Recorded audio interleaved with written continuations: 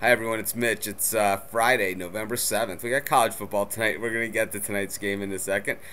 Just want to talk about, one of the features we're doing with the picking contest this week is we're accumulating stats and we're figuring out, like, how many confidence points are riding on each particular team, and we're updating it as it goes, so we get to see kind of like, what teams people feel most strongly about, and which ones, they're on but they're not as strong, and which ones people, they just don't like at all. It's always interesting to see, and I have to say that, since I have kept mental notes of this in the past few weeks, since we started the picking contest, I can say that the most confident picks don't always work out to the way that we would hope, but we'll see. And that's the way it goes. I'm sure we'll develop patterns and trends and everything with that, through the years. And the picking contest, we just started mid-season, and or even later than that. And I'm pretty happy the way things are going with it. I think everyone seems to be having a good time, and that's the most important thing. You still have time to sign up for this week's, and once you sign up for 1 week, you're eligible, for the rest, forever. And it takes about 20 seconds to sign up, and it's all free, all the time, even though you do play for prizes. So it's a no lose kind of game. In any event, let's talk real quickly about last night's games. Was on the wrong end of them, and let's talk about why.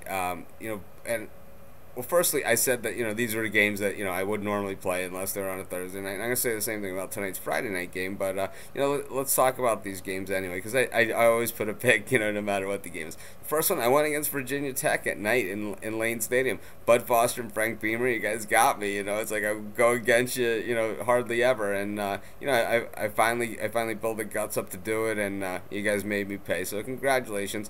You guys created opportunities. You played some solid defense, and Maryland just never looked to be able to get in sync. And that's your game. No matter what players you have, what kind of talent you're working with, you devise a scheme that upsets the other team's scheme and kind of gets under their skin and makes them look bad. And that's what you guys did again last night. And that's Bud Foster defense, and we give them all the credit in the world. The other game, the TCU Utah game, I don't know about that one. I think that a lot of people, I knew people on both sides. Everyone made excellent points. It was a great game to watch. It was exactly how I called it, as far as the analysis went. I said it was going to be a hard-hitting, low-scoring game, and that is exactly what we got. 13-10 game. That's what it generally comes out of, is a hard-hitting game. And people that are crucifying the TCU kicker, and I'm not too happy with them myself, seeing that I was on the Horned Frogs, but you got to think for a second that the Horned Frogs were inside the 26 times and walked away with 10 points. I mean, that's not just a kicker. That's just an offensive breakdown. You can't do that on the road in a game of that magnitude. And, I'm going to say that, any team in the country does that. You put the USC Trojans up against Utah, and they get inside the 26 times and walk away with 10 points. They're not going to win that game. Not against a Utah team. So, congratulations to the Utes. Let's not be too hard on that TCU kicker, though. None of us are thrilled with him. And we'll move on to tonight's game. And we got Nevada's playing again, at Fresno State. These are two teams that they've kind of been under the radar. Neither of them are really that bad. Nevada's 4-4; they're even up, and Fresno's 5-3.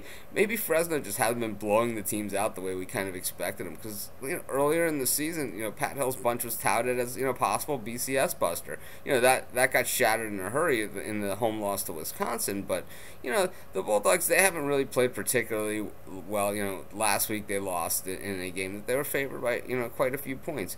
So tonight they're getting a point at home from Nevada, and the reason why they're getting a point is because Nevada's offense is fantastic. I mean, their defense is terrible. I think tonight's going to be a high-scoring game because it's the case where Nevada has a great offense. They have a terrible defense. Fresno has an adequate offense that they'll be able to score points on Nevada, but they have some defensive holes that are going to allow Nevada to do what they do, and that's to light up the scoreboard. This is going to be one of those high-scoring back-and-forth games, and I'm not so sure that Fresno is going to be able to keep up with the Wolfpack in this one.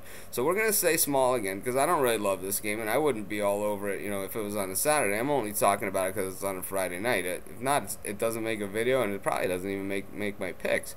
But it does make my picks and it does make my video because we're talking about it right now, and we're talking about the Wolfpack, and we're gonna take them small. Just once again, stating our opinion, what's gonna happen, and trying to say who we think is gonna win, and that's about it. I'm gonna give it about a 3 or 4 rating at the highest. In any event, we got a full day of college football tomorrow, and I'll be back tomorrow to talk about it, and have a great day. Thanks for joining me.